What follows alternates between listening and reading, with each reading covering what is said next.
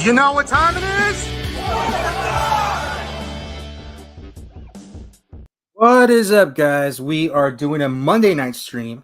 Although we have been doing it weekly. I think this is like the third weekly stream in a row. So like I think we're gonna go like the whole month of November with pretty much a stream every week, which is really good. So we got a lot to discuss today. We do got some Power Ranger news. We're gonna talk about that briefly here at the beginning.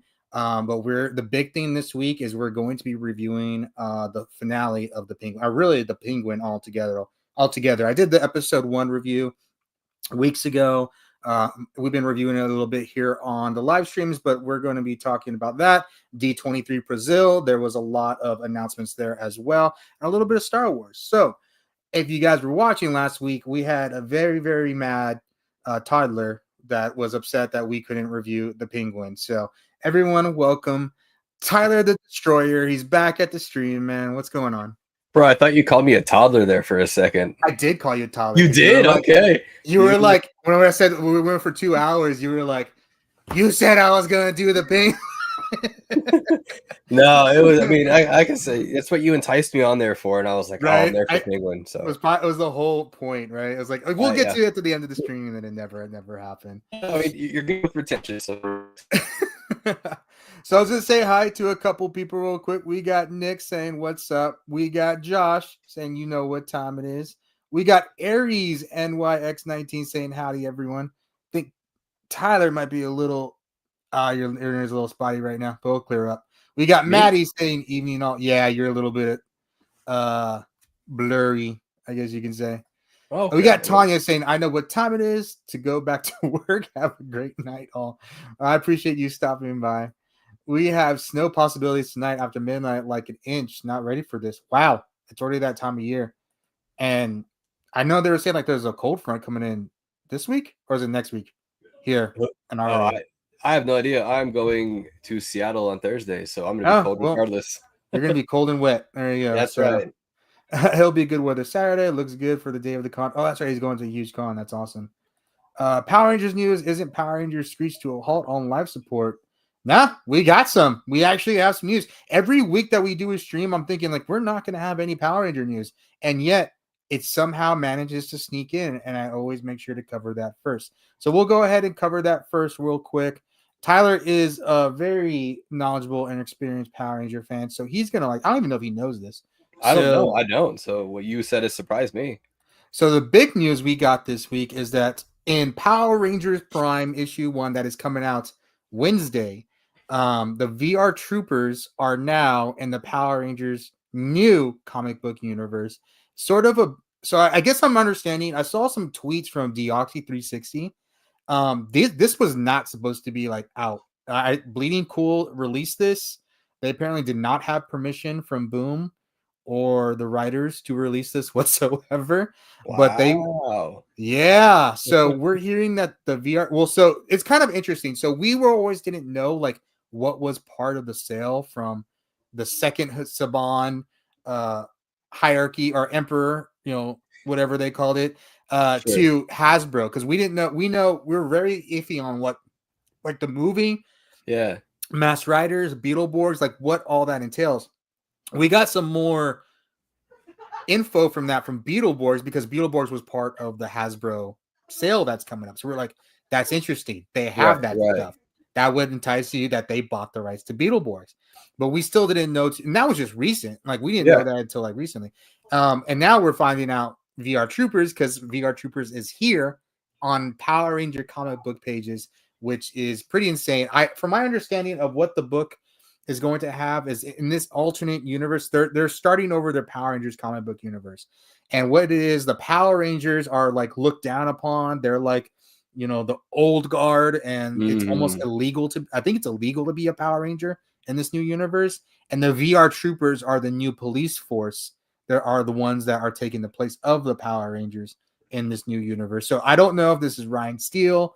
I don't even remember the other two's names. I don't know. Yeah. I don't know if these are the characters from VR Troopers, but it's definitely the styles of them as well. Although the girl one right here looks a little bit more masculine, just kind of off the top of my kind of looking at it briefly. I mean, they got the armor pieces down pretty well as far as that, but yeah, this a lot more muscles. Yeah, and I guess a lot of people were saying like, Ryan's character, right? The Metal Door, I think he's called Metaller. I can't remember what it's called. His ones looks odd, but I think that would always be really hard to translate into any sort of like comic book or cartoon because of the detail that it has compared to the other two. The other Yeah, two for me look like race car stripes. yeah, You know what yeah. I mean? Very. I mean, it's detailed in the certain spots, but at the same, it's very easy to sketch and shade. Really, not all that details of all the different colors and buttons and whatnot. So Not only that, but like for the red blue armor, like the yeah, shadows that you would try to do in a comic book, like it's always good. I don't think would ever look right, like in yeah, cartoon form. It's way too much detail on that armor in general. So Power Rangers Prime releases on Wednesday. It's a new comic book by Melissa Flores. I talked about it when they announced it. It's very much going to be a filler book. It's something for there to be on the market while they don't know what they're going to be doing. Well, they may know what they'll be doing now. They might have some idea right now, but they didn't know a year ago, right? yeah, While, yeah, while they're trying to figure things out. And I know a big rule is not having the whole Mighty Morphin team together. So there might be like appearances from Mighty Morphin characters like individually, but as a team, from what I understand, they would not be appearing or it'd be like a Mighty Morphin story in any of these books going forward. Any thoughts gotcha. on the new comic book series and just the kind of the whole thing in general?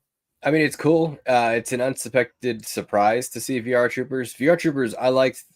I mean, I can't say I watched any of it recently. I think I tried watching it when either on YouTube or it was on something, and I was like, "Oh, I'm gonna go back and watch it." And it was one of those things where it's like I just couldn't get back into it.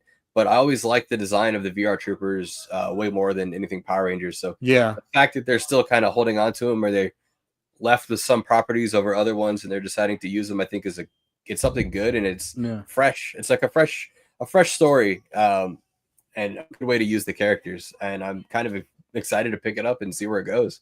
I mean, it's definitely hopefully it's an entryway to a VR Troopers book and just something to media out there for VR Troopers. I really, Yeah, really feel, and I was talking to Brad Hawkins about this, and I really feel that a VR Troopers reboot right now would almost work better than a Power Rangers reboot because VR that's fair. Troopers has been away for what 25 years now, but Yeah, sort of has that memory, but it has that history with Metal Man from is it called the Metal Man series in Tokusatsu, the Japanese series? Because they had a yeah, mini series. My understanding is they stopped that series because it was like too expensive. Like they were making these armors all the time, right. and these were a lot more. I want to say these, just going back and look at some of the scenes of the show when I was editing the interview, like it was a lot more detailed, almost like Star Wars TV like at that time than Power Rangers was. You know what I Yeah, mean? Like there was a lot of vehicles, there was a lot of like flying aerial shots, and then the armors themselves. There was a lot of warehouse in dark fights with laser beams everywhere. Like I could see why they ran out of footage so quickly because they probably wasn't a lot more as there was like I know they go from different series from Sentai to different series to use other stuff, but even the Japanese version of VR Troopers was very limited of what it had to begin with as well. So I think it's something that would really work. I think it's a fresh thing. It's bringing back something that is somewhat familiar to to a much older audience, but at the same time, it's almost like it could be conceived as a new thing now to a different audience that knows yeah, of. I feel like every generation knows of Power Rangers, if not, right. was aware of it somewhat a little bit.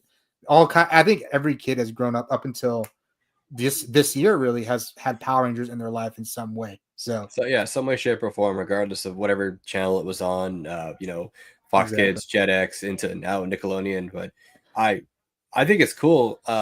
But to your point, where you're saying, I'm guarantee you those they were probably burning through multiple suits an episode Right. because all that detail and all that armor. I feel like back in the day, I mean, it was probably made out of a very breakable material, and Probably. And and brittle. I'd probably say it'd yeah, be very brittle. very brittle, and doing the stuff that they're the Power Rangers in that whole genre of shows is known for. I mean, they're having a breakup, right? Probably break them all.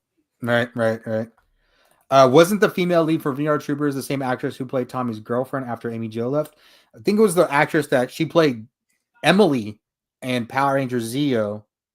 So it was Jason's sort of girlfriend that he had for like a second before he went off to go meet up with Kimberly and ended up with Kimberly.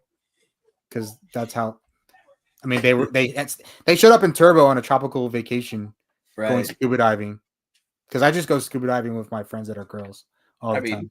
In wetsuits. I was going to say, well, you know, they went through some shit, bro. They, you know. I mean, that's true. Yeah. After she left a Dear John letter. So, one of the big things that was announced this last week that's kind of going into D23 a little bit. So there was a new trilogy announced for Star Wars. Now, I went into this in the video that I made a little bit, but what we're hearing is that, well, Deadline is reporting this is going to be episode 10, 11, and 12. And this is going to connect to the overall Star Wars saga that started with George Lucas.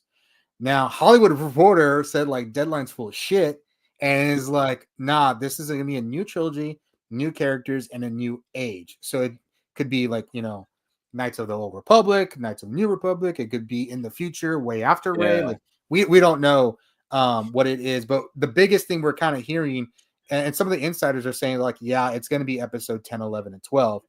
And it's going to connect to the Star Wars Disney sequels, which featured Rey, Finn, and Poe Dameron, but it didn't specifically say like they would be like right. It wouldn't be like the same thing before, like where, you know, Luke, Han, and Leia kind of handed off you know, their positions to these three. They just said the Deadline report said there would be a connection to that. So it could be, you know, like, you know, the grandson of Finn and Rey or whatever they decide to do with that. It could be something like that. But any thoughts on Disney? I mean, here's the thing. Disney announces movies all the time. None of the movies are actually getting made except The Mandalorian and Grogu. That is the only movie that seems to have been getting made this last like 8 years that they said that was coming out. There was supposed to be a Rian Johnson trilogy. There was supposed to be a Damon Lindelof trilogy. There's supposed to be a Stephen Knight movie. There's supposed to be a Rey Skywalker future movie. And like none of those have been happening except Mandalorian and Grogu. And now we get this trilogy announced. Like, what do you think about that, Tyler? Just kind of the news of the movies. I mean, I think that they need to make more Star Wars movies. There's such a wealth of everything to keep going. I like the idea that it's somehow connected to him, whether, you know, Poe Dameron is some general somewhere and his legacy lives on in these people. Like they're trying to aspire to be the next one, or Rey has gone on to teaching, you know, her whole new different style of Jedi, and she's like, you know, not like a Master Yoda of that. I'm not, you know, saying that that's specifically in that role, but it's just one of those where I feel that it's something that they've established such a wealth into that, whether you liked or hated the Disney sequels, but it's a good idea kind of going forward to show a future wise. I have firmly given up on any sort of Knights of the Old Republic ever happening, even though it's been teased and remastered. Yeah. So I feel like they're waiting. I don't know why. Yeah, what are they waiting for? Yeah, everybody wants it. It would be, I don't know if it would be a better series or a better movie. I think it might start off better as a series, right? Like, yeah. And then that's the thing. And I think that's the big thing with Star Wars is that it's been really heavily reliant on there being series in Disney Plus, right? And then, you know, they had the new regime, which is actually the old regime, come back in and said, now you guys are making too much stuff for Disney Plus, and there's quantity over quality. And we, for Star Wars in particular, you guys need to get back to the movies because that's where Star Wars that's where it made itself as, right? That's exactly. It made a name for itself there. Yeah, exactly. So, I know Skeleton Crew's coming out, but that was something that was already shot and made under the old guard. And I know this is kind of a different thing that's coming out now. A lot of people have their opinions on the Acolyte, which, you know, good or bad, it happened. So you can't, it's canon. Sorry. Those that say it's not canon, it's canon. And then Bad Batch has its place. It was a cool little show, kind of take place of like Clone Wars when it wasn't happening or, you know, no longer with us sort of thing. But I think the movies is something important. I think the news is great. The news is great. Not like do it. That's my thing. Like just do it. You keep on saying you're going to make these Star Wars movies, and we've not seen one of them Right. until this. I didn't even know Mandalorian Grogu was being filmed until SpaceCon, when the cast, not the cast, but like people working on it, that were actively working at Lucasfilm were talking about it, and I'm like, I didn't even know we got that far. Like, I thought they were still planning to make that. So I'm glad. There's some movement with the Star Wars movies, but my advice to anyone that's doing it, I know the big thing is, oh my god, I already forgot his name, because it's Stephen Moyer, I think his name. Oh, that's the guy from True Blood. Yeah, I was like, that's True Blood. The writer is the same one from Dark Phoenix, is the director doing it. He's been working on Star Wars stuff. Like, just get it done. Mm-hmm. Just do it, because all these other directors, they wait forever and they do all these things in between, and then they leave the project. So yeah. So D23 happened this weekend, the big thing in Brazil. So they had their own separate con in Brazil. And Kevin Feige talked a little bit on Scarlet Witch returning. And what he said, and I quote, is, all I can say is that we're excited to find out when and how she can come back. So basically, she's coming back. We just don't know. I'm sure he knows how, but we're not sure when. People don't know when and how. Yeah. We don't know when and how. And I'm thinking, so here's the interesting thing, and I'll skip to the next page on this one. So he also made a comment that Miles Morales will be appearing. Well, obviously he'll be in the third Spider-Verse, Beyond the Spider-Verse, right? And then shortly that after, he will be in the MCU live action. And then I don't have an image for this, but he said X-Men would be after Secret Wars. So there's clearly a plan for Miles Morales. There's a clearly plan for X-Men. Scarlet Witch, I think, is coming back sooner than we think. That's my thought. What do you think about what Kevin Feige said there? I think that it probably had a lot to do with the success of Agatha. Right. Maybe them dropping that hint that she is coming back sooner or later, kind of maybe had them force their hand a little bit to entice people a little bit more. I always knew, Scarlet Witch is such a big character, involved in many different Marvel properties, in the comic book verse. So I think it's a no-brainer to bring her back. And I don't think the send-off was like, it was a send-off, but it wasn't technically like a send-off. So yeah, always open the door to bring them back. Yeah, it wasn't good. I know Miles Morales is the big thing. After a certain actor has been on a show recently, there's been a lot of call for this actor to be the new Miles Morales, which we'll talk about later tonight. But I was kind of thinking that would be a good idea as well. Miles Morales, I think the big thing that they were trying to figure out when they got Spider-Man to be into the MCU was like, how do we incorporate Miles and Peter at the same time when Peter's so young? Well, Tom Holland's like 28 years old. Yeah, he looks like he's 12. Yeah, but he's still 28. You know what I mean? Yeah. Like, Peter Parker has always looked young, even in the comics as well. Like, so, right. Like, I think, if you age him up in the movie a little bit, because there's going to be 3 movies before we get to Miles Morales. There's going to be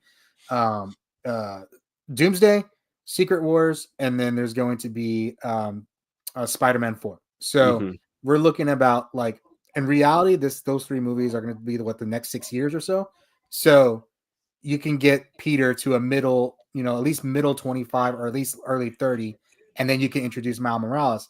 My only thing with Miles Morales is he's usually portrayed when he enters as Spider-Man as like a 13-year-old, like way younger than Peter was, right?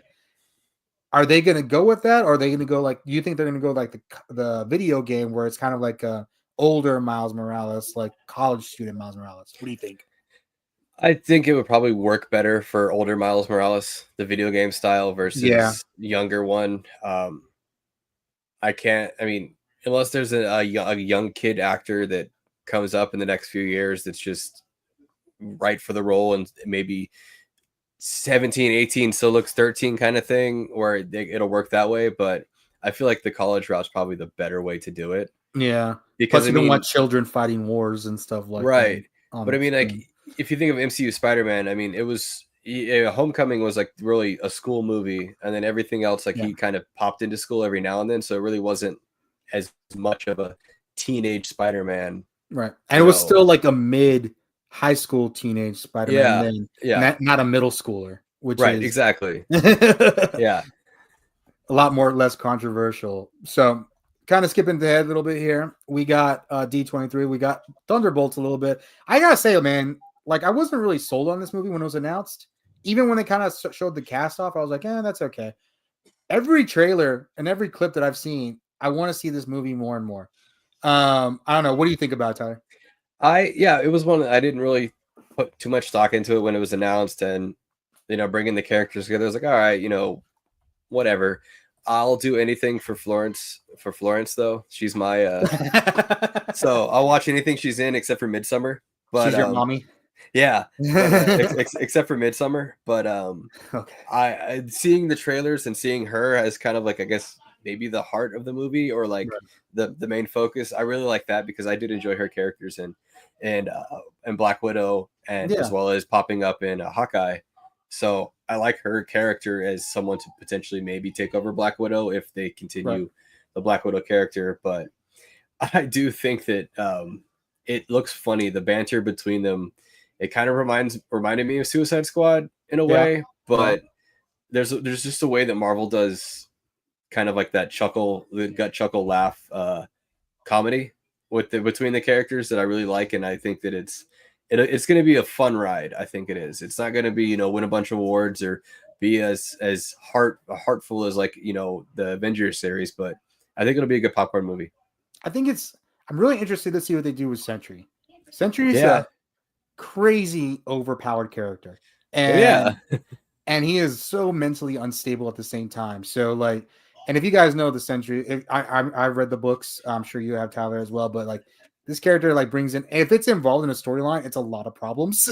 So like, I'm really curious if Sentry is going to be the villain of the movie, because although like most people think like he's the hero, right? Like he's the problem. He's almost always the problem. So although that first Sentry book was really cool, and I like the way that they kind of figured that out with the Void and stuff like that. Although if honestly Sentry's there, the Void has to be there. So the Void could be the big villain of Thunderbolts as well. Yeah, because there's that scene in the trailer where it's all of them kind of like looking up at something, and it looks like a dark sky over New York. So I mean, who knows if that's a good point. Multiverse, or have something happen with Miles at the end of Spider-Verse, but I get that would be a long stretch.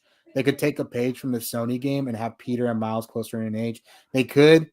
Here's a crazy thought. They pull the Miles out of the Spider-Verse, like that Miles character, and bring him into live action, and then they say that is your Miles Morales. Because you already have an introduction to the character. You can already start telling stories, and like he's already older and aged up a little bit by the time Beyond the Spider-Verse will end up. And that's how you bring your multiverse into this. It's you have all these movies that are say different lanes of the same highway. It's like, well, now you show people crossing over to lanes where this guy's coming from this. It's what they did in the comics. They pulled him out of the Ultimate Universe and said, here you go. You're the only, or one of two characters that lived in the Ultimate Universe, and you're here in the main universe now. Yeah. And I do like the actor they picked for Sentry. I saw him recently in that Salem's Lot remake, and it was pretty decent. So it was supposed to be Glenn, right? Glenn, shit, I can't think of his name. I'm thinking Invincible now too, and I'm like, Stephen Young. No, Stephen Young. Stephen Young. Yeah. So that he couldn't stay on because that dude he's like busy. Oscar-worthy actor now. That happened when he was on. They had initially cast him. So yeah. He did say that Stephen Young did send a text to Robert Kirkman saying, I'm wearing the yellow suit right now. So the yellow, we're going to get full Sentry in there. So I think so. Sentry could be great. Loved him in the Dark Avengers storyline. That was a messed up story with Ares. Remember, he just, Mm-hmm. And that led to with Norman Osborn, basically, he was taking over the Avengers, and then you didn't know it, but he had become Green Goblin again. Yeah. And then at the end of it, like they take off his Iron Patriot armor, and it's just Green Goblin underneath, and you're like, oh. Speaking of Osborn, I saw something yesterday, and I think it was more of a clickbait, but they said that, I guess a leak or something, that said that Norman Osborn's actually the one that brought the Thunderbolts together. And it was Matthew McConaughey cast as Norman Osborn. Oh, that'd be so good. That'd be so good. I love that. I mean, I want to see McConaughey in any sort of superhero role. I I thought it mean, was the fan cast of him as Reverse Flash would have been cool. oh, that would be cool. Even I'm trying to think something that would fit him. I It's just so want, easy to put him in like as Jonah Hex or something like that, but yeah, like I could see that. I but I could just also see want, him doing like a Robert Redford kind of role, like yeah. how he did with like the not Civil War. Was Civil War? No, it was Oh, Winter Soldier. the Winter Soldier, yeah. Yeah, like kind of bring him in as like not a well-known character, but someone that kind of messes everything up. I just want him in that accent, man, because he's gonna be all like that. All right, now listen, Miles, All or right, all something. right. All It's right. funny. It's everybody thinks it's 3 all rights. It's actually 2 all rights. It's all right, all right. It's not 3, guys. Just let you know. Yeah, So we got a new trailer from Captain America: Brave New World. We got a little bit more peeks of Giancarlo Esposito. Actually, got a Seth Rollins peek. Still don't know too much about the movie. We know it's something to do with the Super Soldier Serum, and the incarnation that is mostly being used at that time in the MCU. But the big thing I took away from this was Thunderbolt Ross does not look like he is intending or knew he was going to be turning into Red Hulk in this yeah. trailer. I So get it he, was your post, I think, that I saw someone said that exact same thing, and I was yeah, like, "You're absolutely right, man." yeah, and Yeah, so I think we know the leader is going to be in it. We know the leader always messes with Hulk's DNA and trying to replicate his own Hulk, or figure out perfect it was what he was trying to do, so he could go up against the Hulk. But I kind of thought that was interesting. The Red Hulk looks really good. Harrison Ford as Hulk looks really good. The biggest complaint I see about this movie is like, how are you going to have Captain America go up against Red Hulk? And all I can say to you is, have you ever read a comic book? Like, it happens all the time. So I don't know. What do you think about the trailer? What do you think about the movie? it still hasn't fully registered to me yet that Harrison Ford is playing a Hulk. Yeah. It's. I think I was watching one of the older movies, not Indiana Jones or Star Wars. It was, what was it? 6 Days and 7 Nights, or one of his old Oh my movies. God. Yeah. Old With Anna movies, and Age. yeah, Yeah. and I was watching. And I was just like, damn, this man has done everything, and now Yeah. he's in a superhero movie. So get off And my plane. yeah, it's still it's so funny to me, and I'm very interested to see it. And the Captain America, like, they've had really good movies. I have a lot to say about Civil War, but that's for another day if we ever rehash that one. But I've liked what Okay. they've done with the Captain America storylines in the MCU, and Sam Wilson. I mean, Anthony Mackie's just phenomenal at it, and I'm just excited to see Right. him actually have his own movie now. I'm kind of interested because they talk about adamantium for the first time in that movie in the trailer, right? I want to know if his wings are adamantium because it cut through that car through the trailer like Yeah, just like butter, right? right. And we already know vibranium. It could be vibranium. They have that relationship with Wakanda now. So, but my thing is like, could it be adamantium? Because adamantium is supposed to be lighter, right? So Hmm. adamantium, but that would be more. I would think be more susceptible for flying, right? Exactly. Yeah, it fits his character. That with the wings and everything more so than something like vibranium. Right. I will say, I guess my biggest complaint is that they gave him a new suit. Going on, the suit looks great, but Yeah. the red, white, and blue suit was It was so perfect. good, so Yeah, good. Yeah, that was my thing too. The original suit, the original Anthony or Sam Wilson Captain America suit, that yeah. one was just perfect. Hmm. And they kind of went Winter Soldier on it a little bit. You know what I mean? Like, Yeah, that you know, stealth suit kind of thing. yeah, and I get it, and it's cool. You want something new, you sell new toys and stuff like that. But like the other suit, I felt was like right on the nail, and Yeah, we didn't get to see very much of it. We saw maybe like 10 minutes of it. As to where Captain America, when he got a new suit, we had a whole movie where he literally never took it off. So yeah. But then again, it's the same complaint where it took us how many movies to finally get the scales on Captain America's suit. yeah, Yeah, I so was reading this comment right here, and that's a good point. I'm assuming whoever activates Isaiah Bradley is gonna do a ah, activate Red Hulk, and that's interesting too because the Isaiah Bradley, I heard a rumor too that he's going to suit up in his own uh first Captain America suit, like how we got in the comics as well. What was right. it? Captain America Red, White, and Blue. That was his introduction in the comics. Hmm. That's Or was it cool. Red, Black, and Blue? It was something like that, right? Yeah. But that would be cool to see Isaiah suit up. In the comics, he had a more of Muhammad Ali kind of build, not build, but story. yeah, Like he had a very first early version of the super soldier serum that wasn't super soldier serum that wasn't perfected, and like it made him mute, and it caused brain damage to him and stuff like that. So there actually was a picture of him like shaking hands with Muhammad Ali, and they were saying like kind of in the story that yeah. it's funny how much I remember when I talk about Isaiah Bradley because it was such a good story of the first Captain America. So Truth, Red, White, and Black. Thank you. I remember it was something like that. So, and I remember the cover. These are why you do the live streams, man. So you got the chat, you know, got fact checking me right exactly, here. Man. It's awesome.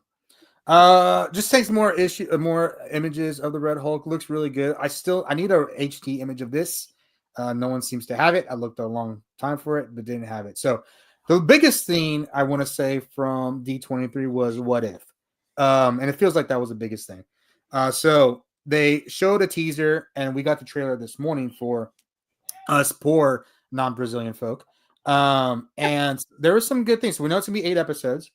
It's going to be the last What If season. So there's going to be no more What If after this. And there's some big surprises here of who they're bringing in. So as you see here, we got Agatha Harkness, and again, voiced by Catherine Hahn. We got Kate Bishop, Hawkeye, by Haley Steinfeld. And Shang-Chi is going to be making his appearance as well. Yep. Going a little bit right here. Oscar Isaac is returning as Moon Knight. And looks like we are having a Megazord battle in What If season 3 because we see Shang-Chi's rings bring in several Zords into one, and they call it Assemble the Avenger. What did you think about that little peek in the trailer? What were you thinking? I know it's very Gundam like still. And, yeah, no, I think it's cool. Just anything new, anything like, you know, I mean, it's wicked. Like I said, the What If series has been so good about pulling from so many different things and mashing it all together. And that's why I think it's probably been the more successful of the Marvel TV shows. Right. So it was cool. I'm like really excited to see it. And then I don't know if you have it in your slide deck here, but the other teaser, well, there's that one, but I'm talking about the apocalyptic teaser. I don't know if, that one. So is that Oscar Isaac as well? Yeah, so that's what I'm hearing too. So it's funny because I was like, who are those faces, man? So I was going through it, and it's hard to like when you're scrubbing through it to land right because those images were like maybe like a quarter of a second. Yeah. And so I was able to get a clear one, which I don't know how I did that. But yeah, it looks like full on apocalypse. But if you're gonna have Storm, you need another X-Men villain as well. You need someone for her specifically to fight. And I gotta say, like, her armor looks awesome. I know there's a comic book version of Storm, Goddess of Thunder also, but I'm not familiar with it myself. But it looks, I think it looks cool. I know she's being voiced by the same voice actress that's been voiced the X-Men voicement, X-Men 97. I can't think of her name's like Angela something off the top of my head. Mm-hmm. But them bringing her in, I think it's, hey, we're working on it. Like we know you want it. Like we got Wolverine in there. We got X-23. You know, we got some, random mutants that weren't actually the actors we would hope to see again. But anyways, like we got them. Like we're giving you something, and I think it's really like it's very much fan service. I hope it fits into the story well. That's all I hope. Yeah, fan service with a purpose is what I hope. Exactly. Yeah. Sorry, I teach college level comic book class. So that's awesome, man. Yeah. You're now the official fact checker for comic books. Yeah, if I was still in college, I would take your class. Moon Knight Sentinels, dude. No, they're Zords. They're Zords. They're Zords. They come together and they form a Megazord. Just so this is the legacy of nerd. We call them Zords. On the Gundam channel, it's a Gundam, Mega, and then on Voltron's channel, it's a Voltron. They're just not wolves. But they're Moon Knight Zoids. How about that? There you go. That damn. So the Penguin, what we're here for. So La Virga. All right. So let's kind of talk about a little bit about the series first before we get to the finale, because I know you want to talk about it. But Legacy of Zords. I love it. Legacy of Zords. Yes. So before we talk about finale, what's been your thoughts and impressions on the Penguin? The Sopranos of Gotham Right. Right. was probably. Absolutely. I mean, I saw something that was so funny. It was so accurate, and it didn't take away anything. But it was like, here you have the Penguin series, which is TVMA. You know, they're shooting people very violently. He's dropping F-bombs left and right, and then you're gonna go back to the movie, which is gonna be PG-13.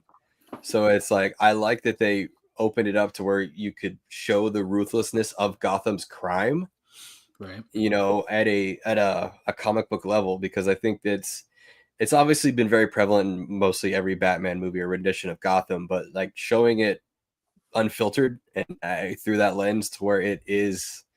I mean, there's a lot of shit that goes down on the street level. Obviously, everything focuses on Batman, so I loved it. I loved it from the start. I was really excited to see it. Episode one. I mean, I knew I was, and I'm a very big Batman fan, so it's like I was hooked before it started. But that first episode just solidified it that this was going to be a must watch every single week. Right. I think so. One thing that me and you specifically talked about, and we've talked about before, is that the Venom movies specifically are really missing Spider-Man. Like they're just, it's taking a lot away from it because we know there's no Spider-Man in that Venom world, right? And that we will never see them, or as so far we hadn't seen them, Right. Face to face, and they're never being that okay, they're out there sort of thing. This is a spin-off of a movie where Penguin has already fought Batman, right? Yeah. So like he's already been in confrontation with Batman. He's been in his face and everything. So it's funny because it's just coming to my head right now where they're talking about the Ratata, the bat, Yeah, the rodent, and he was thinking it was something at a time. And in that movie, remember he knew Spanish. Yeah. And then he knows Spanish, and he knows Spanish in the show. So and it's what I didn't even think about that. It just like Yeah. popped in my head right now because I was thinking about when he pinned him up against the wall and he was like, "You're a horrible detective." Yeah. Anyways, so the thing about this, like like we've been saying, like Venom is really missing Spider-Man. For the Penguin, I have not missed Batman the entire series. Like I have not needed it.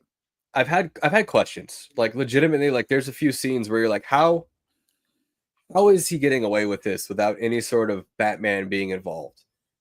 You see like the first introduction of Pattinson's Batman where he's, those guys are on the train, right? So it's like Batman's obviously on the ground, and there's a scene. Are we doing full spoilers on this? Yes, full spoilers. Okay.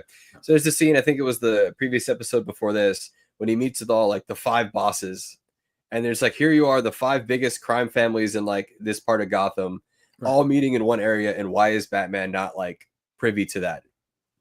Well, I was trying at first. I was remembering this, and it's like Batman just came off of that flood, so he's dealing with the flood. Right. He got shot in the chest. No, that's fair. Yeah, didn't he get stabbed too? If I remember that correctly. Yeah, I mean, he had to hop himself up on adrenaline to finish it off. So. Right. So like there's definitely some healing time because the first episode was literally like 2 or 3 days after the flood, right? Yeah. So I would expect not. If Batman were going to come in at any point, I think it would have been in this last episode, not this episode, but the last episode where the explosion happened. Mm-hmm. Like that's something that he would have responded to, right? Because although what I like about this too is like this Battinson, he goes out in daylight too, which is like it's not like Affleck and Bale. They're like, in daylight. Is that what I mean? So like, he would have responded in daylight to this, but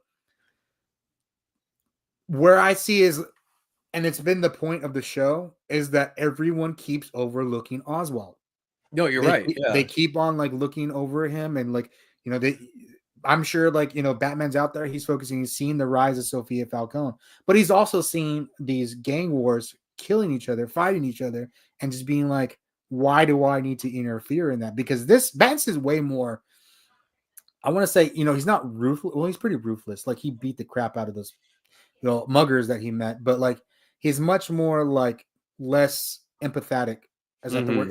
Empathy, or has more less empathy of the people that are against him. He's more just let everybody kill each other, and he'll figure it. And he'll figure it out later. I mean, even the way he treats Alfred in the Batman, like because he's still starting off young. This is only year 2 for his year 2. Yeah. So yeah.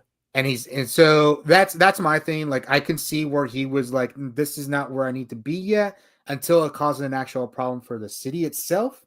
then I'll do it. So the only part I think where is a flaw with what I'm saying right now is when they introduced the new drug, the blister, Right. because Yeah. that would have been a major like red flag for Batman. But like, I need to figure out where that's coming from. But everything that happened from the start of Bliss's introduction to the end of the series, it seemed to happen like really, really quick. Yeah, So within like like, a day or two kind of thing. yeah, so Yeah. like they introduced the Bliss, and Maroni's family cornered him that night, like literally that night, and so he was already separated with Falcone or with Yeah. Sophia that night. So, I mean, the opening scene of the series was just insane. Like the first 30 seconds, he just kills Alberto and is just like done with that character. Like, Yeah.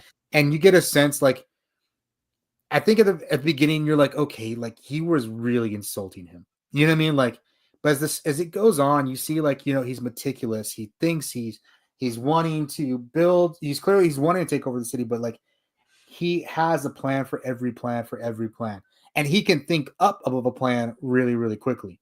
So I don't know. What did you think about kind of like Penguin's character build throughout this season or the first episodes? Hold on, Was you're the right breaking up. thing. Am I? Am I All right, better now now? you're good. You're good. You're Okay. good. Yeah. I mean, it was such a buildup, and yeah, it was definitely like you said, it was everybody overlooked him, and I think they played really well into that shadow where everybody Right. was overlooking him to see how he could navigate and use people and flip flop. It was I liked that it kind of humanized him in a point where you started to feel bad Right. for him and you started to like root for him. Right. But there was a lot of stuff that they did throughout the entire series leading up to the very end of the last episode that, rehammering, no, like he's a bad guy. Right. That's what I think that they kind of did it with Danny DeVito in obviously the movie, but what Robin Lord Taylor did in the Gotham show, where it was like you kind of like wanted to root for the Penguin. Like, it was one of those Right. things where you liked him. He was very likable, likable actor, likable character. But this one, like every single time, like you just start to feel good about Oz. You're like, oh, this guy's He does something messed up. he does Yeah. something bad. So I like that We learned something bad about him. right. And yeah, I mean, and then you kind of tell over time, like when you look at what he was wearing versus the very beginning, it was just like a soldier suit in like the mafia versus when he started changing into like the better suits. And then even in episode 7, like that was like straight out of the Arkham games, the way he looked with like the suit and then that fur color in that picture right there. So that's what I was like, man, like he's turning into the Penguin. Right. I think I like how, yeah. Go ahead for you. His thing with me, what I was really surprised of, because in every iteration that we got of him, there's always been like the issue with his mother, right? Like, so there's always been like issues with his mother. His father is always, they've never really talked about the father, and they didn't really do that here either. But the introduction of the brothers, and then finding out that like he killed his brothers at such a young age and purposefully, and didn't have any remorse for it. Yeah. Like, that is where like this kid is messed up, and that actor, that young actor that did it, like really sold it. Like, we can see how you are becoming that, because Colin Farrell is a phenomenal actor. Now imagine after playing the younger version of his character that he is doing, like that is a tall freaking order, and this kid did amazing. He made me believe like, yeah, I can see that dude being insane. Exactly. Exactly. Yeah, you can. It's very like you could tell where the young actor ended, and then you could kind of fill in the gaps between the young actor and then Colin Farrell's Penguin. And I like. Oh, go ahead. You. No, I was gonna say, because like even when we see some of the flashback episodes with him and Sophia, like he doesn't appear like a very bad guy. You know what I mean? Like, it's like this almost like this incubation period for him. Mm-hmm. For sure. And I also like too that they were using the Penguin as like a derogatory term. Like he never was like never called himself the Penguin. He was always Oz. All of the soldiers that were loyal to him was always Oz. It was more like so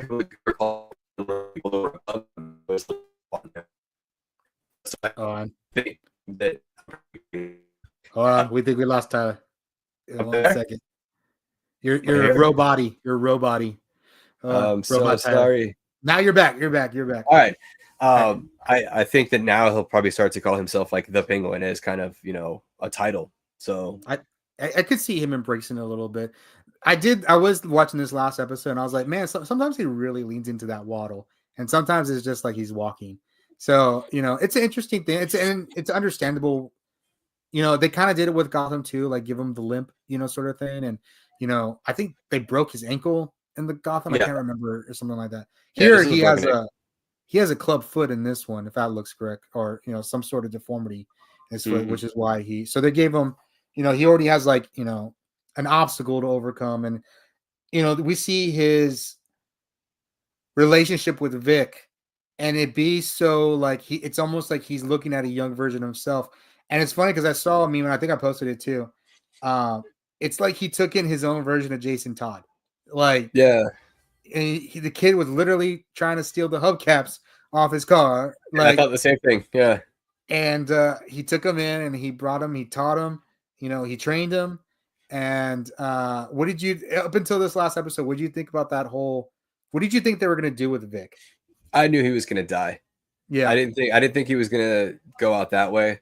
I saw when they released like the art of him where there was like a shadow of a crowbar behind him, and then in episode 6, Again, when it very Jason Todd. yeah.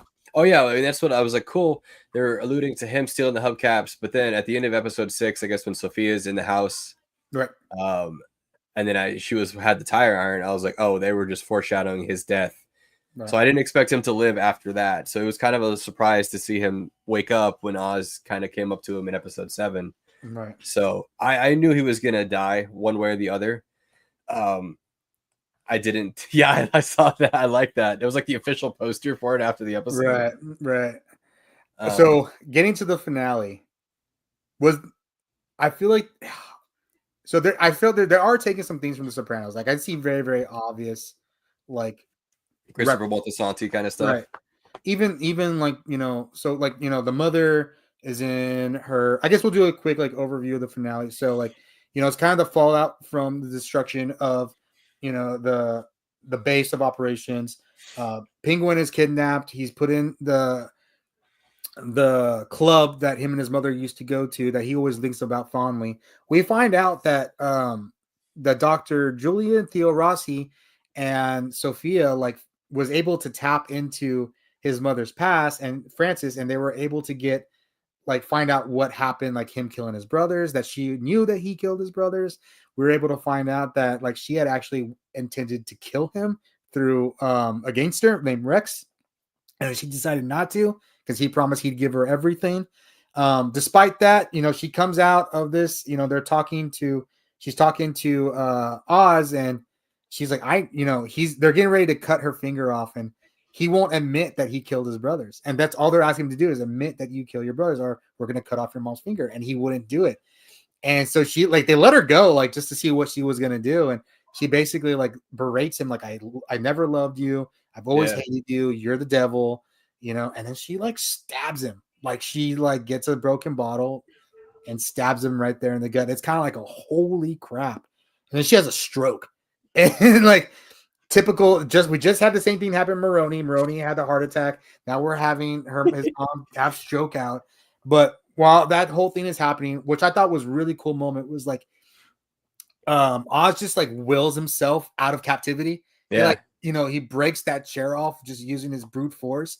He causes enough of a ruckus where he's able to grab his mom, kill a couple of guys. I thought that was a good point where the dirty cop was outside putting the eye drops. Yeah, the drops in that one eye, and then you see him go like that and go poof. Like, yeah. And I was like, but that's what I mean. Like, it was so graphic to show, and it was so well done to the point where like I'm gonna kind of miss that when you see the next Batman work. I know it's obviously gonna be PG-13, right? But and so he takes his mom to the hospital real quick. And he's trying to figure out everything. We find out Vic did get an army. He got all the other crime families, but when they saw everything happen, like at the destruction, they were just not interested because the drugs no longer existed. So so he goes and finds Oswald eventually, until they're making a plan. He does this whole pep talk of getting Oswald more motivated and everything. Yeah. Oz even makes a joke like, you practice that.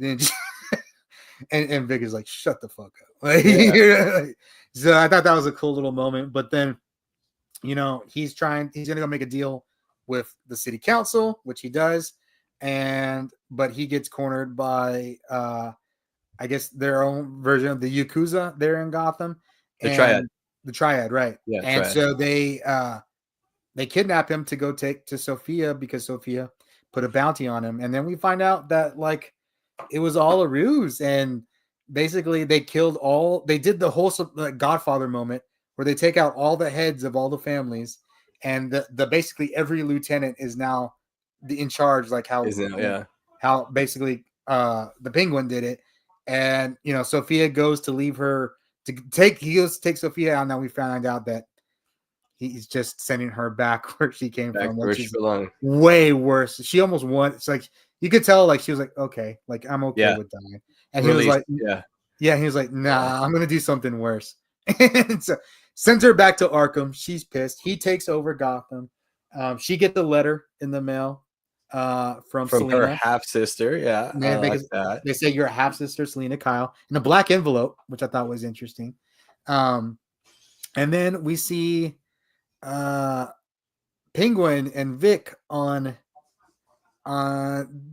basically, thinking over everything that happened, and Penguin decides that, everything that happened with his mother, because he had that happen, it was a weakness. And even though he loves Vic and he sees him as family, he can't have him there. And he kills him, right? Just so simply. And this is where we really see like the Penguin, like this dude is the villain. Like, Yeah. don't worry about feeling conflicted Yeah. about liking him, knowing he does bad things. You can officially just not like him, because it was insane. Like, and it's crazy because Vic had so many chances to leave. Yep. And he But he kept on. He was stayed. like, "I believe in you," and Yes.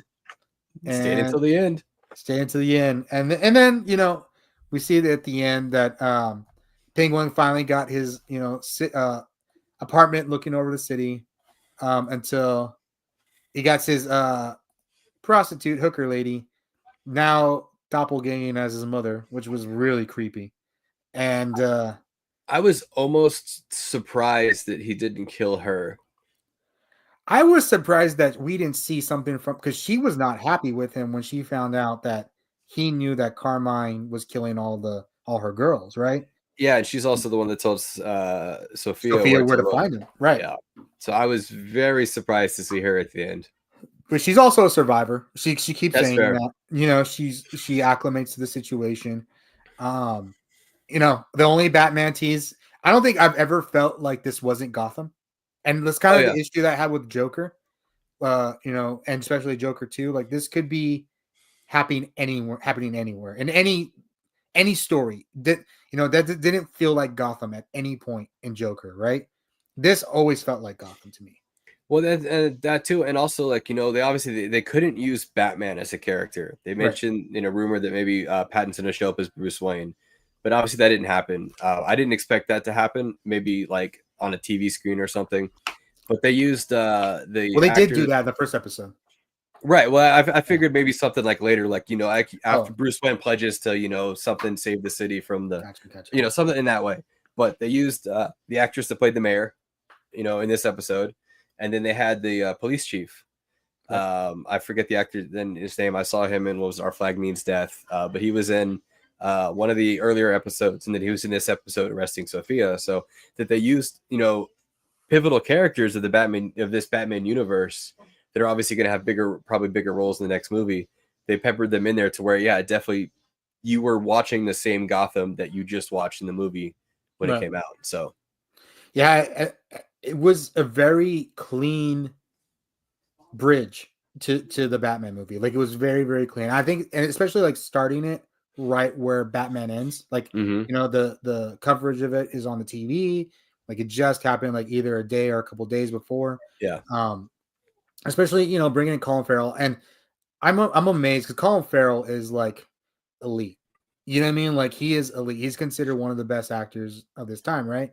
And I'm really surprised that he was willing to do a TV series. But he talks about I remember when he was doing press for the Batman, he was just like, "Why are you the Penguin?" Like, you know what I mean? Like, you could be anybody else. You could have made a run of Batman. You know what I mean? But like, and he was just like, "There's something about that character and being something totally that I'm not." Yeah. I watched every behind the scenes of every episode of this series. They were talking about how in the last one in the Rubble, like he was, you know, his hands were cut, his knees were cut, and he was pushing through. Um, and even maybe he may have caused some of those cuts to better like get into character, like those scrapes, you know, Yeah, yeah.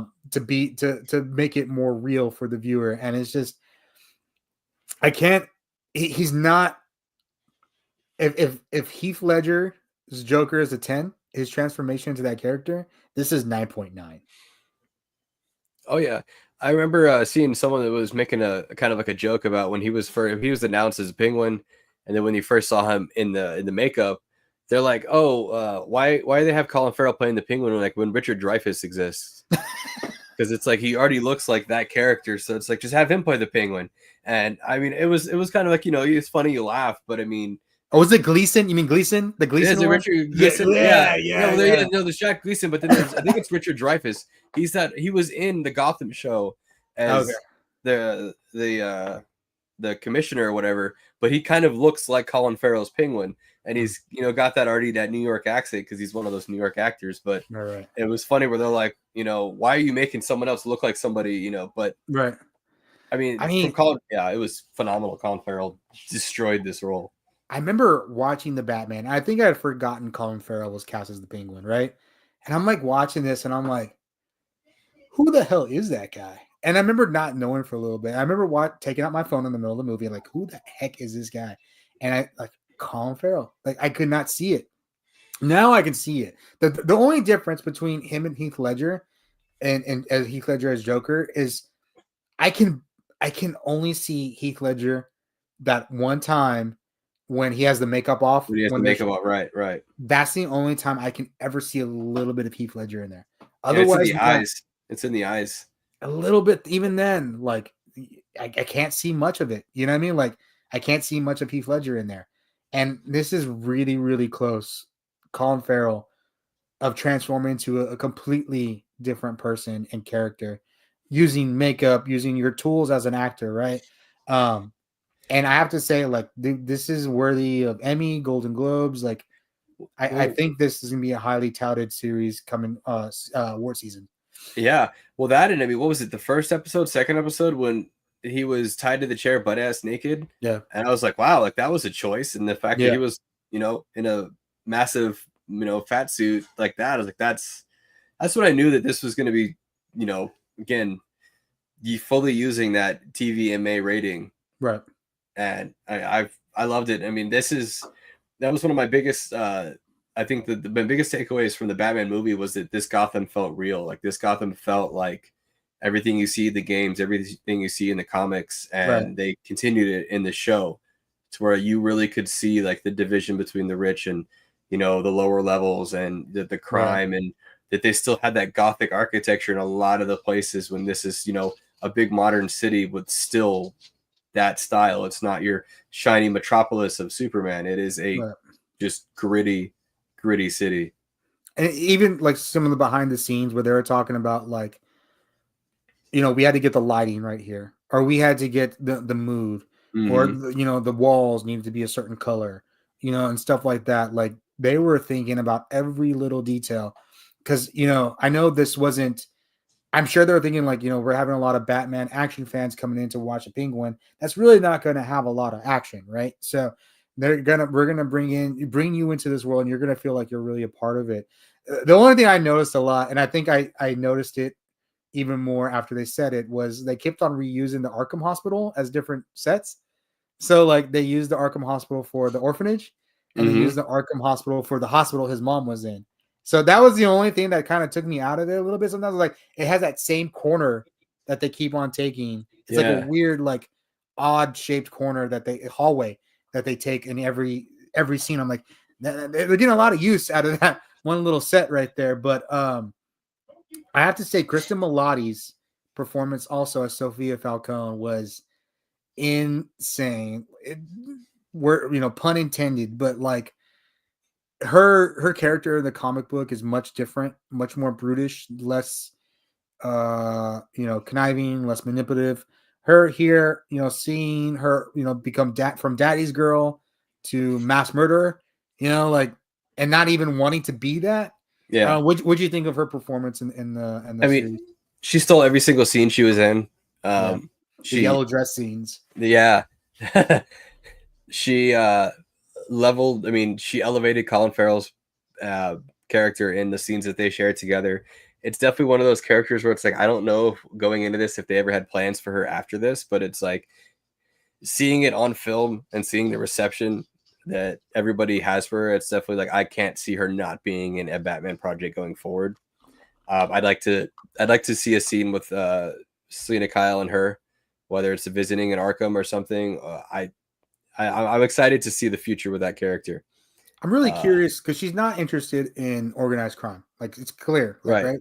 So what would she do going forward in Batman? You think she would take on another mantle, or be like a a Batman villain, or just kind of be someone there's kind of because the weird part is like she's kind of our good guy here. Like Yeah. it's weird. Like she's so corrupted and so messed up, but like she's the one that's like doing the most good in this show. If you Yeah. could, depending on how you see it. I don't know, man. Honestly, like I don't want to see her take on a different mantle or take away from a different character that they could easily cast. I feel like she kind of stands on her own, but you're right. Like I don't see if she's not interested in organized crime unless she's just solely interested in revenge on Oz.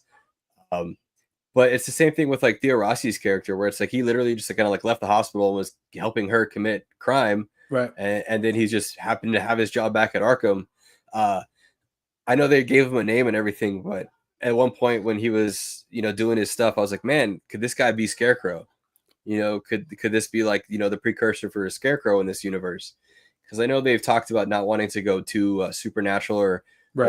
with some of the characters keep them grounded. But I mean, Scarecrow can work as definitely a grounded character. I mean, he fits all the things, right? So, Yes, like, yeah, he's a psychiatrist at Arkham. We see Jonathan Crane being a psychiatrist at Arkham. right. He clearly has, he's a scientist. He has dealings with The mind, chemistry. They were yeah, making the Bliss drug together. Like, he was doing all these weird things with the mind, like you said. Like, it fits. Why not? It could be a thing where like he's clearly like messed up to begin with. exactly, He could be under an assumed name, or exactly, you don't yeah. necessarily need the Jonathan Crane name. Like even the Riddler that they did in the Batman, like they don't really know what his name is. So That's like yeah, they were saying, like, well, he's going by Edward Nigma. He's going by different stuff too. So I don't think I'm not tied to the name as much as I am tied to like the character fitting. And another one that I heard, which I think also fits well too, is Hugo Strange. yeah, yeah. It could I could fit. see that. It Yeah. could. And and you're right about the names. I mean, granted, like Jonathan Crane, I think it's very synonymous with that Scarecrow. Right. But you look at Oswald, where it's Oswald Oscar. Cobblepot, yeah, and What's they catch it Oscar? to Cobb, and it's I read an interview where like Matt Reeves like went up to Jim Lee and asked, he goes like, hey, like, can we change the name? And it was kind of like a side hand where Jim Lee's like, yeah, we've actually been meaning to change it for like a long time. So he was like, go ahead and go ahead and do it, because Cobblepot was such like it was for the time, when Penguin was created, it was kind of that thing, but since the character's kind of elevated into more of like a crime boss and being from this being from the streets and all that stuff versus a old money style name, Right. that's why they had no issues with them changing the name to Oz Cobb. Although I do kind of like the Cobblepot because it just it's It but rolls off a little bit better. Yeah. exactly. But I digress. But I could see him being a Scarecrow-esque character, which I'd Right. like to see more. I mean, I like Theo Rossi. Theo Rossi's good, so I mean, seeing him in the I show. talked to him briefly at Big Texas, and he was like, because this was before, so he had been introduced in Penguin, like it was episode 2, Yeah. and I think it was the third episode was coming on the next night. And he was like, watch the episode, and he was like really excited. He was like, watch it, and I'm like, okay, and I'm like seeing it, and I was like, dude, Scarecrow, like like it'd be really really interesting because it would be a good start. I think if you're gonna go that direction, that'd be good for Scarecrow. I know, like you're saying about names, like the Ichabod Crane is how they were kind of thinking of Scarecrow is also like kind of something familiar, something that rolls off your tongue. But I'm not tied to it. Hugo Strange would Yeah, be super interesting. I would I like that. I don't see Hugo Strange is much more. How do I say it? Like planning, and he Hmm. seemed more like taking orders. and he liked being dominated. Like we saw. Yes, that, right? yes, yeah. And that yeah. seemed more like a Scarecrow sort of thing. Like, right. make me feel pain because I want to Yeah. know what it feels like, sort of. And thing. that's like, I kind of have a little bit of PTSD from this name thing because of the Dark Knight. Because what is it? What the hell's his name?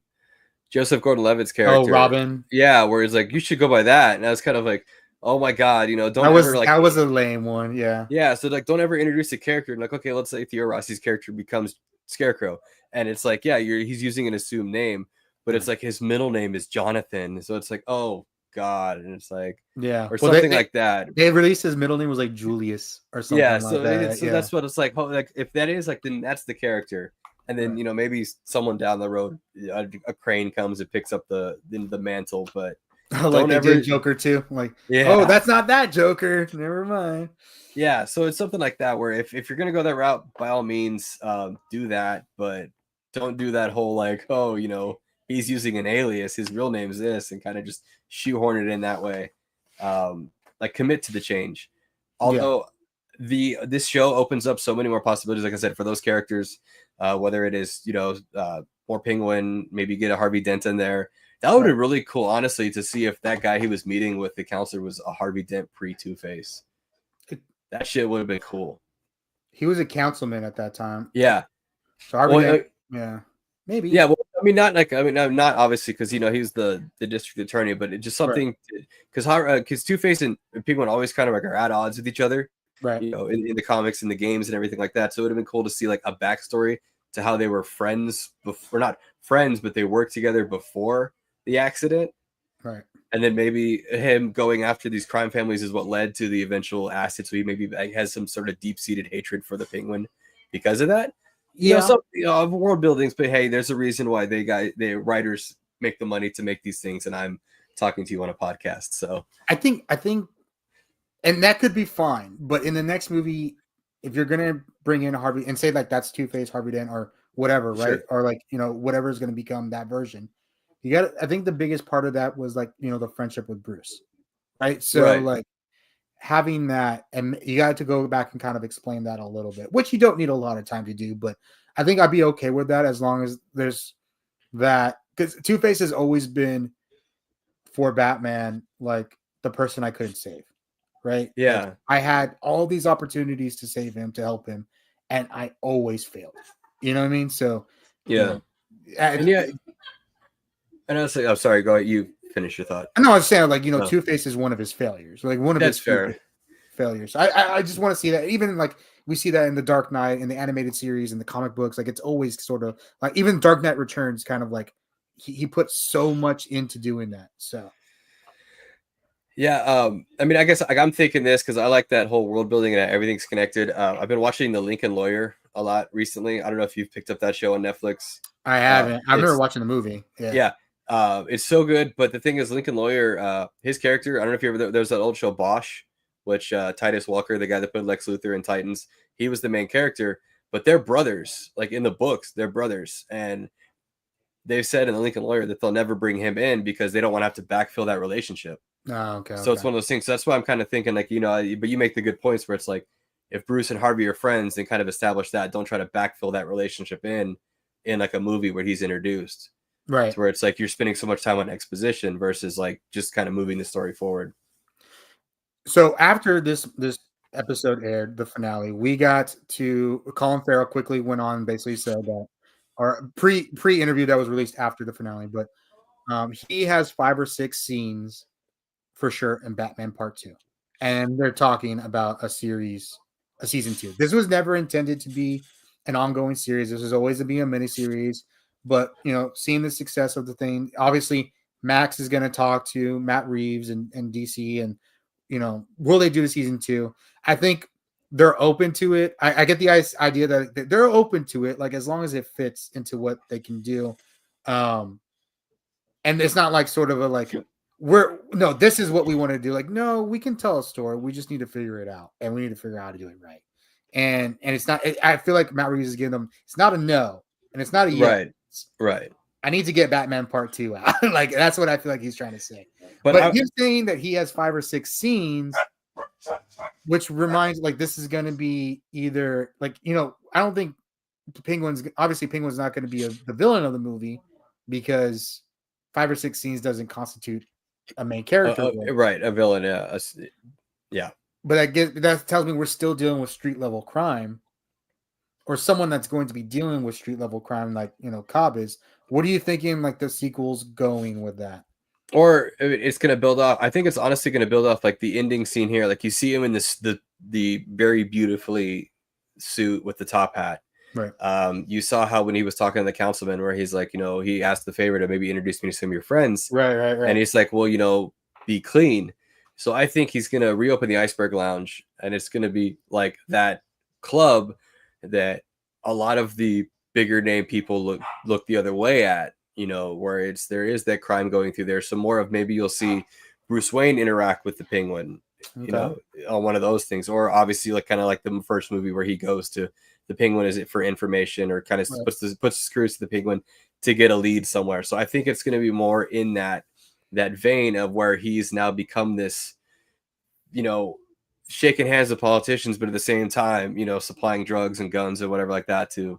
Obviously, because he has the triad working with him, and you saw the kind of the changing of the guard with the rest of them. So I do think he's going to have a foot in both worlds. That's what I think it more as. Well, that's how he kind of is in the comic books, and every time they introduce him, like in an animated show, like he's dining with the elite of Gotham. Exactly right. Bruce is already aware of him.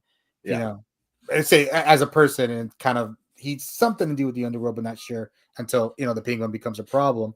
Yeah. So that could, we've been hearing different things. You also introduced Barry Keoghan's Joker in the last one. Yeah. Originally through the movie, the little scene at the end, but then through the extended scene that we got that they had originally cut out, but they released anyways. You can't ignore that. Yeah, I just hope they don't use him for a long time. We need a break from Joker. Okay. There's I like the Joker. I like the dynamic between Batman and the Joker, but I feel like that's the one villain that every Batman franchise goes to, regardless of, every games, movies, all that stuff. Like I was so excited for the Arkham Origins game because it had a Black Mask as a villain. And lo and behold, it turns out that it's Joker and I'm like, good Lord, like here it is again. I didn't even know that. So I never played that game. Yeah. It wasn't was it Rocksteady? Yeah, it was it was WB Montreal, I think, did that one. Or Rockstar. Was it Rockstar? Rocksteady did Arkham Asylum and Arkham Knight, but Origins was Arkham City, but Arkham Origins was WB Montreal. Okay. But anyway, and so the Black Mask ended up being the Joker. Yeah, the Joker. Oh, that's funny. So it was one of those where it's like the Joker is in every single thing. Obviously he's very much tied to the Batman lore, but there's such a wealth of characters. And if you get people like Colin Farrell that are making these characters these massive tent poles, I think you could do, a series, a couple other movies without even touching the Joker. Maybe have him be that one kind of guy where you pop in Arkham and he's there throwing a quip off at Batman and stuff like that. But I think we need a break from Joker. And Barry's a great actor, and I'd like to see his Joker, but not yet. Aries right here makes a great comment that the Joker's Batman's safe villain, and I completely agree with that. Where it's like, who do we want to use? Oh, let's just throw it at that. And who do you want to see as a villain in Batman Part 2? Knowing this universe and kind of the style that they're doing, who do you want to see? I want to see the Court of Owls. Okay. This is the perfect universe for the Court of Owls. Like, this is crime, old money, old family.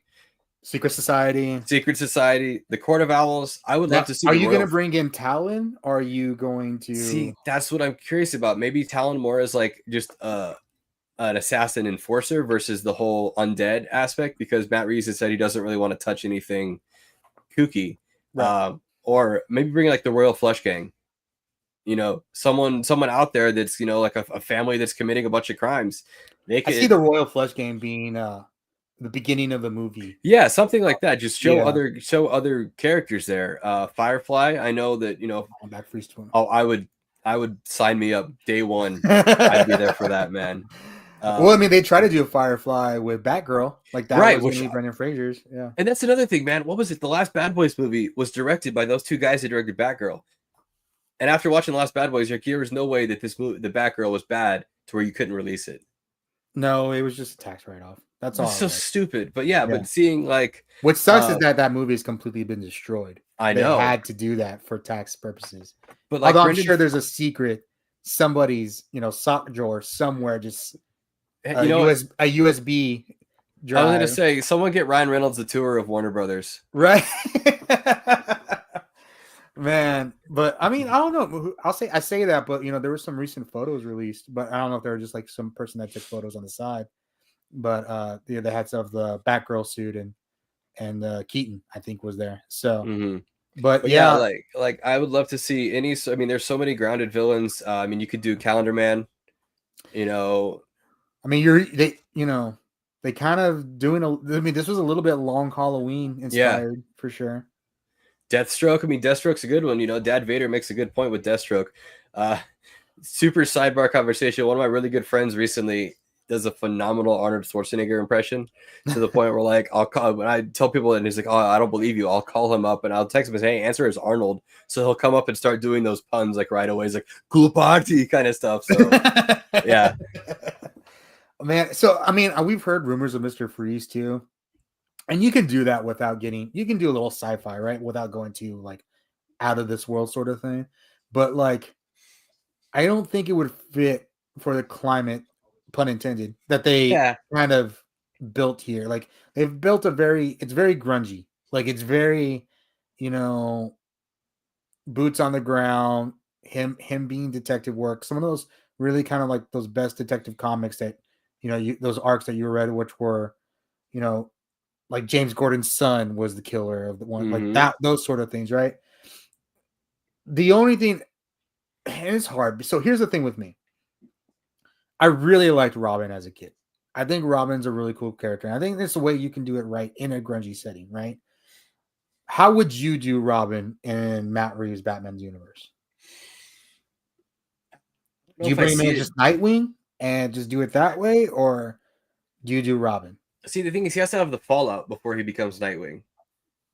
Right. He has to go under the wing. I just don't see Pattinson's Batman having a even a will you won't you work with protege if he's already giving Alfred shit for just trying to get him to eat like some grapes.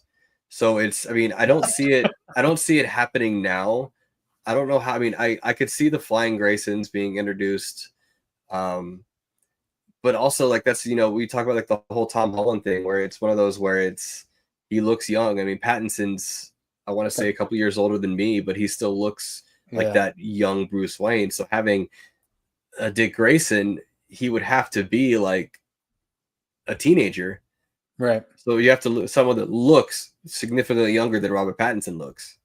I think one of the points of the Batman though was accepting help, right? So it was Yeah, like him getting help from Alfred and accepting Alfred as part of his family, and getting help from Selina and getting help from Gordon and these people that he normally wouldn't really like. He'd take information, but you're not going to actively go with me to these places, and he was doing that.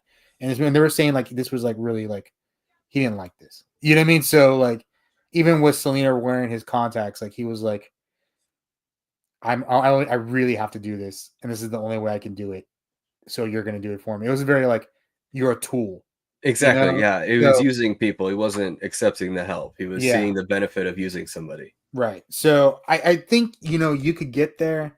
I think it would probably have to be a third movie for this Batman. Maybe and again kind of do a long Halloween schedule. Like Dick Grayson's there, he's taking him in, Right. but he's not doing anything. Like he's training him a little bit, and it ends with the candlelight vow, right? I don't know if you remember that in the long Halloween, but Yeah, something like that. I feel where he picks him up and yeah, he's training him. He's kind of warming up to the idea of having right, somebody that is depending on Bruce Wayne versus depending on Batman. right. But I just don't see it fitting in this universe for a long time. I can honestly see it just ending that way with the candlelight vow. You know what I Yeah, mean? Like yeah, that's how this universe ends with Pattinson taking Dick Grayson in, or having him saying like, okay, you're gonna be you're my partner now. But yeah. I think Court of Owls would be a good way. I've seen people I put something up about it before, and someone said it's way too early, and I was like, I don't don't necessarily think so. The only thing that kind of sucked about the Court of Owls was, well, in the comic book at least, was while they ran everything, and they kind of did it in Gotham, like there wasn't like a person like to like just like this is like the leader of like this is like the person like you have to defeat for the Court of Owls. Yeah. There's not that one main villain. Although, I mean, the Riddler didn't really do that either. You know, he was like beating a plan rather than beating the person. So, I mean, you could do something like that. I would like to see a version of Talon. If not Talon, if it not be Talon specifically, maybe like an alt version of like Wrath. Mm-hmm. Kind of like someone, you know, Bruce Wayne going a different way, kind of how Wrath is, but never like the brown suit that was ugly, and the colors, and just basically being the opposite Batman, it just didn't work. But you going maybe that way. One thing they did set up in the first movie was Hush. Yeah, Hush would be good. Hush would be good. Hush is one person that you could like, that is your villain, right?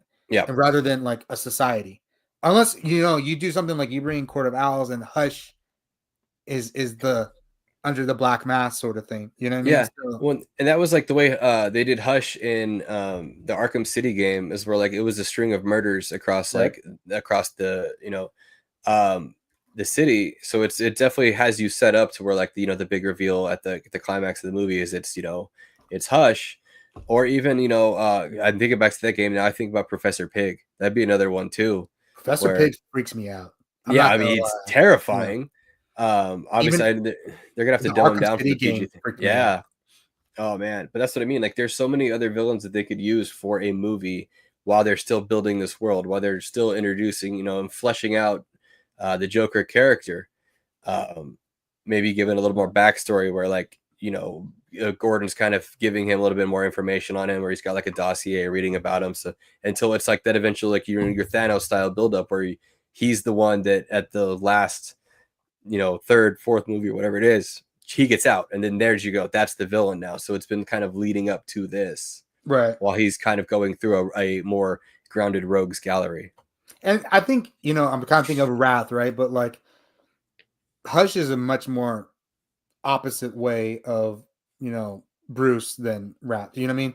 So like Hush came in, like he killed his own parents to get this inheritance. Like instead of like he wanted to be an orphan rather than Bruce didn't want to be an orphan. Exactly. Like, he went through all these, and eventually Hush like takes on the Bruce Wayne identity. They used him like during the whole Batman Rest in Peace, and after that they Bruce couldn't die. Batman died, but Bruce couldn't die, so they used Hush. And there was a really good scenario where he was able to actually take all the money too. So like it was funny. But if we don't get a Michael Keaton Batman Beyond, Hollywood hates the fandom.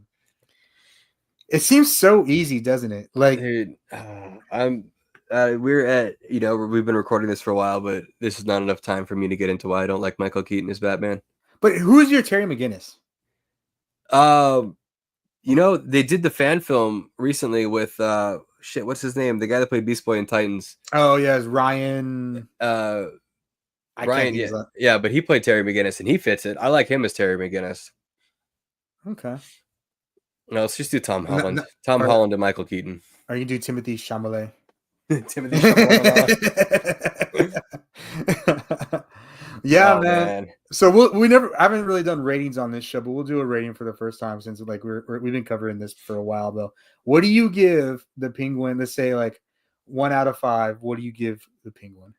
I give it a 4.7. Okay, that's good. Yeah, it wasn't long enough. I needed 2 more episodes. Give me 10. Ooh, there's no filler in this though. There was absolutely no filler. I give it. I have to give it a 4.8 because 4.8? It was just it left me really wanting to get to the Batman. Like that really, and it sucks we're not getting the Batman for another 2 more years. Probably, yeah, but it was such a good. I'm glad, and I understand why they did it now because it's been 2 years since the Batman, 2 years now, and then 2 years away. So you have something every 2 years, right? But like, I think it built that universe so well that the possibilities of them doing anything in this specific Batman universe is endless. And I know they talked about like Joker series was a rumor. James Gunn said no, but I really like the idea of this universe going on and then James Gunn's thing being over here and just being that thing. And I think that's fine. And we should have been doing this a long time ago. That's what I mean. That's what I've always, I guess, disagreed on DC's plan, was that they should have built everything before bringing everybody together. Right. I mean, I don't need Pattinson to be with David Cornsweet, right? Like I don't need that. But eventually I will need a Batman to be with him, right? But I can't. I'm okay with it being what it is right now, doing these Elseworld stories. Because it's honestly like DC has always been like they really always leaned into these Elseworld stories. There's always been graphic novels of different versions of these characters going on. We got Batman by Fat Power Batman by Gaslight. We got Superman, we got Speeding Bullet, we got the Green Lantern Superman version. Like there's always been different versions of these characters. Even Dark Knight Returns is an alt universe. It's not the main continuing universe. So we've always had different ways of versions of these movies of these characters. So them to have different things going on makes sense. And I've always thought their inability to have a TV thing going on and a film thing going on has always really hurt them, because like even with Marvel, like I understand like Marvel's never really had live action TV series until recently, but they've always had the cartoons, which were always done, the Batman animated series, Spider-Man animated series, having different things going on while they're trying to do different things on TV as well, right? Or on the film. Yeah. So for them, like they, Superman and Lois, I haven't been watching it, but I hear it's really, really good. Why can't you have a Tyler Hoechlin Superman, right? David Cornsweet is on. Why? It was such a big deal that Smallville was on at the time that Superman Returns came on. They didn't want to do it. They really didn't want to do it. They wanted to cancel Smallville, and CW was like, we're making a crap load of money on ad space on this show because everybody watches Smallville. So they were almost like fine, but they didn't like it. They even tried to make Tom Welling their Superman at one point. They were like, just come over here and be Superman. Yeah. And he was like, no.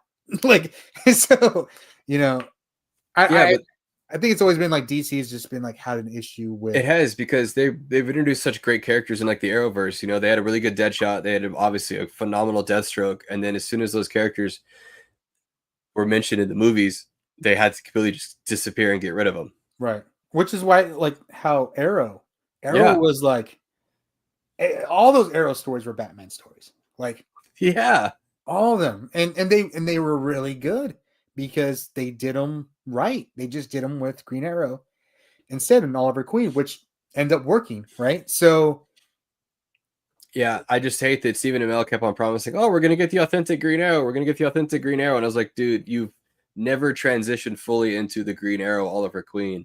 You would just become a less broody Batman over the course of that. And I was like, the Green Arrow is not like that. Yeah, he's very much more a Joker. Yeah, right. And then he's like, if we socialist, right, too, I think, if I remember correctly. Yeah.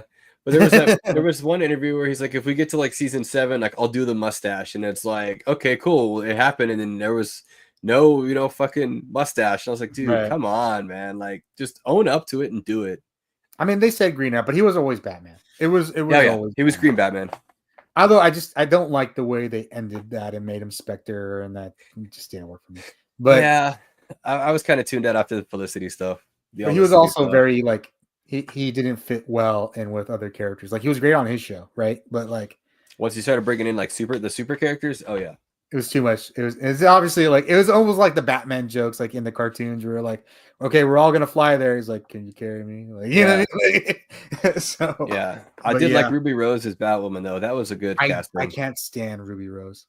No, I don't know. No, just can't stand her. Granted, I've only ever seen her in Orange Is the New Black, and then when she was the silent assassin in John Wick. Yeah, I also read interviews and saw interviews of her. She doesn't sound fair enough. She doesn't sound like she's a very good person. So that's just me. But that's me not separating. Fair enough. That's me not separating the actor from the character. But well, I'm sure. I might have similar opinions once I would actually look into it. But I was like, I liked her Kate Kane casting. I was like, that's not bad. Yeah. Maybe it just wasn't for me. Yeah. I don't know. I also say that Michael Keaton is the worst Batman, and obviously your chat disagrees with me. So. My chat very much disagrees with that. They don't like that at all. But I don't think we've had. I think Ben Affleck has been the best Batman, and because 100%. I think we've had good Bruce Waynes. I think we've had good Batmans. I don't think We've we've had never had the full package until Ben Affleck. And, exactly, 100%. And that's the thing. Like, and we lost it. and it's sad. He's like, I just figured it out. And they're like, yeah, Snyderverse gone. Keaton was a good Bruce Wayne, but he was a terrible Batman. I think Keaton was really good entryway to introducing people about Batman. Here you go, chat. Look at my shirt. Oh, let me blow you up. Let me see. Solo. Oh, I gotta get out of here. Look at you, Solo. Oh, how do I use Solo? It says kick or ban. Oh, there we go. Oh yeah, don't ban me. There you go. This is the Snyder cut. You know, it's funny because we're talking about Jokers, and I really liked Justice League Snyder cut version of Joker with Jared Leto's Joker. Like I thought, I was like, oh, okay. Like if that would have been what it would have been, I would have been cool with it. Even the little gay joke, like, you know what I mean? Like, look, man, Leto was not a bad Joker. I disagree with some of the tattoo choices. I like the cap teeth because, I mean, hell, if Batman kicks his teeth in, like, what are they going to do? Just not have teeth? So it's one of those where it's like I agreed with some of the choices. Another thing with Joker too is I have like personal things where it's like we don't need to see him again. Is because I was working an event and this guy showed up and he was tat for tat, had every single one of Jared Leto's Joker tattoos, damaged across the forehead, the smile, the birds, all that. And I was like, wow, you're committed. And he's like, oh, I'm the Joker fan. He pulled up his shirt and he had like across the stomach. And I was like, we don't need more of these types of people in the world. Right. And these Jokers are influencing this. And I was like, we need another villain. Someone else, like, show me like a Mr. Freeze tattoo. Like, let's do that instead, kind of stuff. But I digress. And I do see the issues with Joker too, like the romanticizing Joker and Harley Quinn. Like that is, people are like, you know, you're my Joker, you're my Harley. Like, I hope not. Like, I really, I mean, that's what the Birds of Prey movie did. I mean, all those Margot Robbie's Harley Quinn did a very good, you know, portrayal of her independence from Joker. So, and well, not only that, but like this is an abusive, bad relationship, like sort of thing. So, yeah, I think my issue has always been with people that romanticize Joker and Harley was like, I know it sounds kind of interesting, but if you read the comics and you see any other media, like it was bad, like bad. So, but like, you know, going back to a little bit of Jared, like kind of remind me of, did you ever read the Kevin Smith? The one where you're onomatopoeia, that kind of version. It kind of reminded me of that version of Joker a little bit. I think with Jared Leto's Joker, they gave him too much creative control, and they were like, "You make the character you know what you think it should be," and he was like, "Okay, bet." Like, you know what I mean?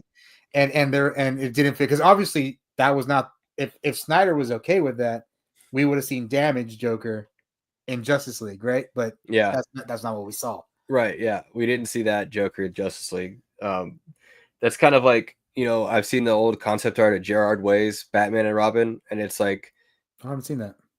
You should look it up. It's Gerard Way, like, to a T, man. It's awesome, but it's one of those things where it's like, I'm glad they didn't do anything with it, just because it's like it would have been such a stretch, such a I see that.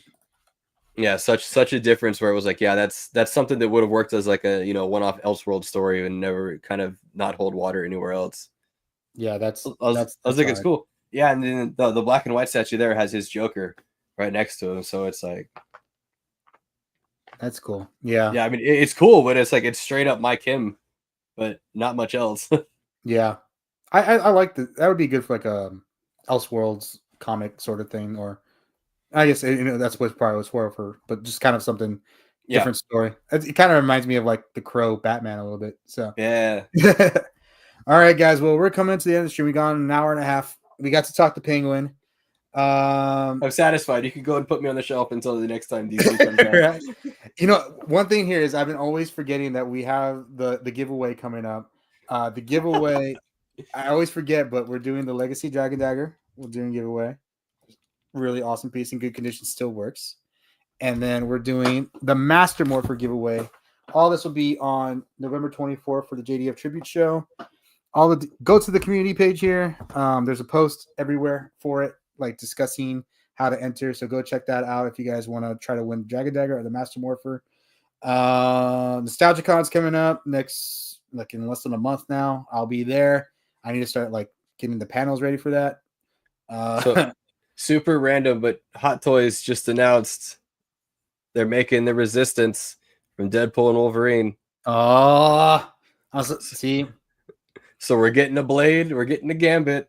There you go. I'm surprised we don't have a Gambit Marvel Legend yet. No, we're getting the Hot Toys. So yeah, that's my next purchase. All right, guys. Well, I think that's gonna be it for it. Tyler, any last words for you? Peace, love, and chicken grease. Thanks for always having me. I love being here, and I apologize if it always goes too long. But as you can tell, I can talk in length about comic books and DC specifically. All right, man. Well, you guys have a good one. We'll see you. I'll try to be on next week too. I think I should be on every week up until December, and then I won't be on next week. So hey, you never know. Things happen. I'll be gone. I'll be. Oh, that's right. You'll be in Twilightville. That's right. Yeah. I'm gonna ho it up. All right, guys. Y'all have a good one. See y'all next time. Bye.